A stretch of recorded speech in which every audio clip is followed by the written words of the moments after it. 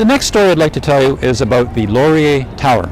Now, this is the Laurier Tower, and the big tower behind it is the Mackenzie Tower, named after Alexander Mackenzie. But this story is about the Laurier Tower, named after Sir Wilfrid Laurier.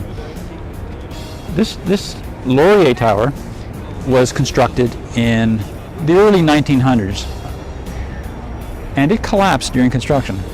Most of it fell to the ground. And when that happened, it was discussed in Parliament, of course, for many, many days.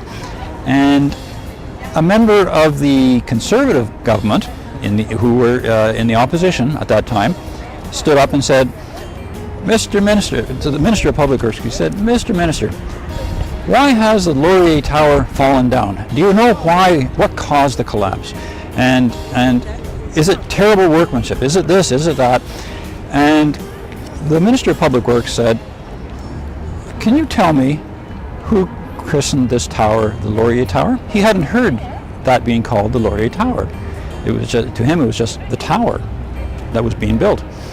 Where did you get the name Laurier Tower for this tower that's collapsed? And the opposition member said, "Well, I read about it in the newspapers." Today we know that as the Laurier Tower, but back in those days it was not known. And it wasn't until 1946, I think, in the 1940s, a journalist wrote his memoirs, and he told the story of the Laurier Tower in his memoirs. And what happened was that two conservative journalists, in those days journalists were heavily liberal or heavily conservative, but two conservative members christened it the Laurier Tower on the day it collapsed, or maybe the next day. And they must have told the politicians, I suppose, and so that's how it came to be. But they just made up the name Laurier Tower.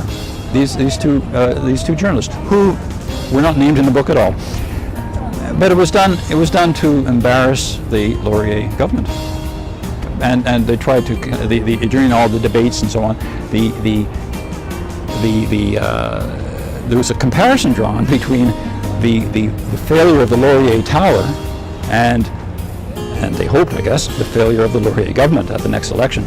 But that's how the Laurier Tower got its name, and we've known it ever since as the Laurier Tower.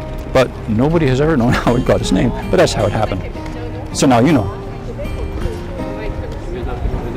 That's the Laurier Tower.